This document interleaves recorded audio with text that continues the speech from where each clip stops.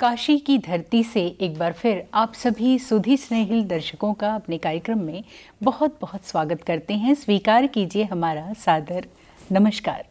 और आज हम बात करेंगे वस्त्र उद्योग के बारे में और विशेषकर बनारस घराने से जुड़ी हुई जो कला है वस्त्र को लेकर के, इसके बारे में चर्चा करेंगे। और ये सारी जानकारी हमसे साझा करने के लिए हमारे साथ मौजूद हैं युवा उद्यमी मोहम्मद सिफ्तैन अंसारी, जो वस्त्र उद्योग के साथ साथ युवाओं को प्रेरणा दे रहे हैं कि कैसे इस कला में आगे बढ़ सकते हैं। बहुत बहुत स्वागत करते हैं आपका हमारे कार्यक्रम में। और सबसे पहले तो युवाओं का जिस ज़माने में रुझान है आईटी की तरफ, एआई की तरफ, टेक्नोलॉजी की तरफ, तो किस तरीके से आपने ये चुना कि आप डिज़ाइनर कपड़ों में अपने करियर को आगे बढ़ाएंगे? क्या वो प्रेरणाएं थी? मैं बनारस के ऐसे पारिवारिक से बिलोंग करता हूँ जी, जो हमारा घराना डिज़ाइनर के रूप में पीढ़ियों से हम लोग कार्य कर रहे जी। हैं। हमारे दादाजी, पिताजी और हमारे भाई, मेरे भाई मोहम्मद शमशेर जी जो हमारे उस्ताद थे, हम लोग पीढ़ियों से इस कार्य में डिज़ाइनर का कार्य कर रहे हैं। डिज़ाइनर बेसिकली हम लोग बनारस में उसको नक्शेबंद बोलते हैं। जी। जो हमारे उस्ताद थे वो हमेशा वो मेरे लिए एक प्रेरणा का स्रोत रहे। और मैं बनारस की ऐसी गलियों से निकला हुआ एक डिज़ाइनर हूँ कि मैंने बनारस के बुनकरों की समस्याओं को जाना है। जी। मैंने बनारस की बारीकियों को मैं बखूबी अच्छे से जानता हूँ। जी। तो मेरा बचपन से ये शौक़ था कि मैं बनारस के कारीगर के लिए कुछ करूं। तो यही शौक़ मुझे एक प्रेरणा देती है कि मैं बनारस के कारीगर को एक विश्व स्तर तक पहचान दिलाऊं। बहुत सुंदर। तो यानी कि पारिवारिक पृष्ठभूमि एक वजह बनी कि आप ऐसी फैमिली से आते हैं, बुनकर फैमिली से, और जो यहाँ की कला है वो आप आगे बढ़ाना चाहते हैं। तो सबसे पहले यही जानना चाहेंगे कि जो कला है यहाँ की बनारसी डिज़ाइन की कला, साड़ियों को लेकर के विश्व में इसकी चर्चा होती है, तो क्या विशेष है इस कला के बारे में? बनारसी डिज़ाइनिंग, जैसा कि हम जानते हैं, बनारसी डिज़ाइनिंग एक पारंपरिक कला और एक आधुनिक कला का एक खूबसूरत संगम है। जी। इस कला में एक बारीक डिज़ाइनिंग होती है और सोने और चांदी की जरी का इस्तेमाल होकर इसमें इस डिज़ाइन में जान डाल देते हैं। अभी भी ये प्रयोग होते हैं सोने और चांदी की जरी? हाँ, अभी भी प्रयोग होते हैं। इसका अभी भी प्रयोग हो रहा है सोने और चांदी के। और बनारसी डिज़ाइन में भारतीय कला और संस्कृति का एक खूबसूरत संगम इसमें मिलता है। अच्छा। बनारस डिज़ाइन के बारे में कुछ अगर मैं बताऊं आप लोगों को, ये सिर्फ एक डिज़ाइनिंग नहीं है, कुछ नाम भी है इस पारंपरिक कलाओं के जो हाँ, मैं बता रहा। जैसे जो बनारसी डिज़ाइनिंग सिर्फ वस्त्र नहीं होते, एक हमारे लिए एक कल्चरल फेथ है बनारसी डिज़ाइनिंग जो कपड़े पे बनाई जाती है। बिल्कुल। हर बच्चे की, हर औरत की ख्वाहिश होती है कि वो एक बनारसी वस्त्र पहने। हर माँ की ख्वाहिश होती है हिंदुस्तान के कोई भी कोने से, अगर वो कोई भी शहर से अगर वो है, तो बनारस में कोई भी अगर हम डिज़ाइन बनाते हैं तो उसकी पीछे एक कहानी होती है। सिर्फ ऐसा नहीं कि हम रैंडमली कोई मोटिव को हमने बना लिया। जैसे कुछ मोटिव है, जैसे एक मोटिव है जंगला। जंगला की अगर हम बात करिए, बहुत पुरानी, मतलब ये एक साड़ी भी कहते हैं और इसमें पैटर्न जो यूज़ होते हैं, जंगला एक जंगल से नाम लिया गया है। और मतलब जंगल में जैसे अगर हम जाते हैं तो जंगल में बहुत डेंसिटी होती है, बहुत पेड़ होते हैं, तो उस चीज़ से इंस्पायर्ड होकर जब एक साड़ी बनाई जाती है तो उसको जंगला साड़ी बोलते हैं। अच्छा। और इसी तरीके से एक डिज़ाइनिंग का नाम है शिकारगा। शिकारगा क्या है? शिकार करने के दृश्य को जब हम बनारसी साड़ी में दर्शाते हैं तो उसको शिकारगा कहते हैं। बनारस की डिज़ाइनिंग की अगर हम बात करें तो मशीन जिस पे साड़ियाँ बनती है उसको लूम बोलते हैं। हाँ। तो लूम पे एक जकार्ड लगता है जो आज के दौर में डिज़ाइन बनाने के लिए काम आती है। जकार्ड हमारा बना है 1804 में। अच्छा। जोसेफ मैरी जकार्ड नाम से इन्होंने बनाया था। तो क्या उससे पहले डिजाइनिंग कैसे बनती थी, ये क्वेश्चन बनता है कि 1804 से पहले क्या डिजाइनिंग बनती थी। और ये सब तो पहले भी थे। तो 1804 में जो डिजाइनिंग बनती थी उस टेक्निक को ही बनारसी टेक्निक बोलते हैं। तो उस टेक्निक का बड़ा ही पुराना नाम है अखड़ा मंडप, बनारसी लैंग्वेज में उसको बोलते हैं। जब जकार्ड नहीं था तब भी यहाँ पे डिजाइनिंग बनाई जाती थी। मतलब सदियों से यहाँ पे डिजाइनिंग बनाई जा रही है बनारस की। बहुत सुंदर, एक अच्छा इतिहास आपने बताया। और आज की जो स्थिति है, आपने लूम का जिक्र किया अभी जो है, तो हम लोग दो तरीके के आम जनमानस में मन में है कि पावर लूम और हैंडलूम। हाँ। तो क्या अंतर है दोनों में? पावर लूम और हैंडलूम में तो काफ़ी अंतर है, और उसमें जो वस्त्र बनते हैं तो उसमें भी बहुत सारे अंतर है। जैसे मैं थोड़ा सा बताना चाहूँगा, दो टेक्निक होती है जी, कपड़े बनाने की दो टेक्निक होती है बेसिकली। एक कड़ुआ टेक्निक, दूसरी फेकुआ टेक्निक। मतलब ये ट्रेडिशनल नाम है, बनारसी का नाम है।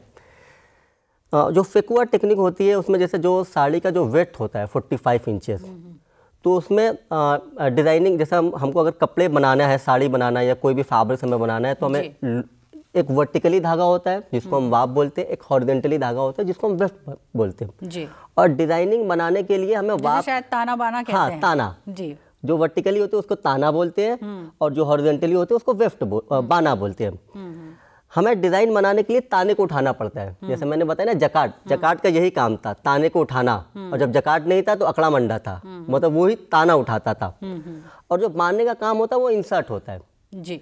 अब जो साड़ी है हमारी वो 45 इंचेस की अगर है, तो जो हम बाना फेंकते हैं तो एक छोर से दूसरे छोर की तरफ फेंकते हैं जी। तो इस टेक्निक को फेकुआ बोलते हैं, मतलब एंड टू एंड जब हम फेंकते हैं तो उसको फेकुआ बोलते हैं। अब इसमें क्या होता है, जैसे कपड़े के दो रूप होते हैं, एक फ्रंट होते हैं और एक बैक होते हैं जी। अब कपड़े में जो हुनर होते हैं, जो डिजाइनिंग होती है, अब वो जो बाना होता है जो हम फेंकते हैं वो ऊपर की तरफ आ जाते हैं। अब जहाँ डिज़ाइन नहीं है तो वो जो धागा होता है वो पीछे चला जाता है जी। तो उसको बाद में उसको कट कर दिया जाता है, जिसको हम लोग कटिंग बोलते हैं। उस तरह का बनाया हुआ कपड़े को हम लोग कटवर्क बोलते हैं, मतलब कटा हुआ कटिंग। तो इस टेक्निक के फेकुआ बोलती है। अब दूसरी जो टेक्निक है कड़ुआ, मतलब कड़ुआ टेक्निक में भी सब कुछ वही यूज होता है। हम हथकरघा की बात कर रहे हैं अभी। तो कड़ुआ टेक्निक में क्या होता है, जब डिज़ाइन बनाने के लिए ताना उठता है तो उस ताने पे ही सिर्फ जो कारीगर होता है उसको वो काटता है। अच्छा। तो वो काटने से वो लफ्ज आया कड़ुआ, राइट, कड़ुआ। और उसमें पीछे जो फ्लोट होता है, जो पीछे तरफ फ्लोट होता है वो नहीं आता है, जो बनारस की पहचान है, कड़ुआ टेक्निक। ये टेक्निक कड़ुआ से टेक्निक से जो बनाया हुआ वस्त्र है या साड़ी है, ये पावर लूम पे नहीं बनाई जा सकती। सबसे मेन जो डिफरेंसेस है हमारा कड़ुआ टेक्निक का, मतलब कड़ुआ टेक्निक हम पावर लूम पे नहीं बना सकते। हैंडलूम पे क्या होता है, एक कारीगर हाथ से उसको बीटअप करता है। धागा जब इंसर्ट होता है उसको हाथ से उसको बीटअप करता है।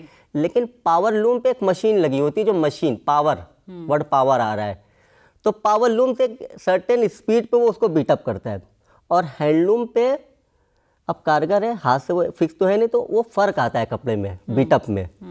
तो अब हैंडलूम और पावर लूम का अगर वस्त्र रोशनी में अगर आप देखेंगे तो हैंडलूम के वस्त्र में अनइवननेस दिखेगी, जो उसकी खूबसूरती। और पावर लूम में कांस्टेंट वस्त्र दिखेगा, एक जैसा दिखेगा। और हैंडलूम पे साड़ियाँ आप बनाओगे तो 30 to 45 डेज सिंपल डिज़ाइन लगेगा, और पावर लूम पे 1 से 2 दिन अगर कोई सिंपल डिज़ाइन है तो। और हैंडलूम की साड़ियाँ कॉस्टली होती है, क्योंकि वो डे बहुत ज़्यादा दिन लगती है, उस हिसाब से उसका रेट भी, कॉस्ट भी ज़्यादा होता है। और अभी फ़िलहाल एक GI टैग चल रहा है, ज्योग्राफिकल इंडिकेशन, हाँ, मिल रहा है वीवर्स को, कारीगर को प्रोत्साहन करने के लिए। ज्योग्राफिकल इंडिकेशन क्या होता है कि मतलब जो हमारी पारंपरिक कला है उसको पहचान दिलाने के लिए ये एक ज्योग्राफिकली दिया जाती है। जैसे कहीं की चाय पत्ती, भदोही की कारपेट, कालीन, है ना। इसी तरह बनारसी वस्त्र में बनारसी साड़ी को GI टैग दिया गया जी। बनारसी पावर लूम को नहीं दिया गया, पावर लूम के साड़ी को नहीं दिया गया है, हैंडलूम की साड़ी को GI टैग दिया गया जी। और जो अगर बात करें, क्योंकि पावरलूम और हैंडलूम की तो बात हमने समझी जो है, एक बहुत ज़रूरी बात यह है कि जो बुनकर हैं उनके लिए गवर्नमेंट की क्या कुछ सुविधाएं हैं जिससे कि ये जो कला है ये लुप्त ना हो, ये परंपरा चलती रहे, और गवर्नमेंट को लेकर के फंडिंग को लेकर, मार्केट प्रोवाइड करने को लेकर के हम संक्षेप में चाहेंगे कि इसका जिक्र आप करें।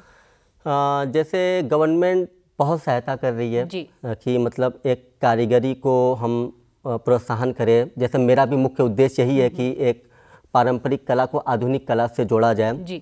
गवर्नमेंट ट्रेनिंग दिलाती है और स्कीम के मदद से, जैसे अभी WSC वाराणसी एक स्कीम दी, बहुत सारी स्कीमें वहाँ पे चल रही है।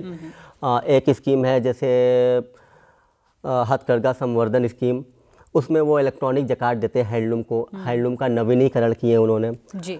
तो उसमें वो 90% गवर्नमेंट देगी, 10% ही वीवर को देना है। स्कॉलरशिप देते हैं, समर ट्रेनिंग होती है। और मार्केट की अगर आपने जो बात की, मार्केटिंग के पर्पज़ से गवर्नमेंट जैसे जगह जगह अलग अलग स्टेट में मेले कराते हैं जी, एग्जीबिशन कराते हैं। और अभी एक गवर्नमेंट मार्केटिंग पोर्टल स्टार्ट हुआ है, handmade.com करके पोर्टल है। उसमें हस्तकला द्वारा हैंडीक्राफ्ट कोई भी प्रोडक्ट बनाया हुआ आप डायरेक्ट उसमें लोड कर सकते हो जी, उसमें डायरेक्ट लोड कर सकते हैं आप लोग, और एक विश्व प्रसिद्ध मार्केट से आप कनेक्ट कर सकते हो। बिल्कुल, बहुत ही धन्यवाद आपको देना चाहेंगे। बड़े सीमित समय में आपने काफ़ी कुछ जानकारी दी, जो हमारे बुनकर बंधुओं के साथ साथ जो हमारी आम जनता है, जो बनारसी साड़ियों का और वस्त्रों का शौक़ रखती है, उन तक भी काफ़ी कुछ जानकारी पहुँची। तो ऐसी ही कुछ नई जानकारियों के साथ आपसे फिर होगी मुलाकात। तब तक के लिए अनुमति दीजिए। नमस्कार। नमस्कार।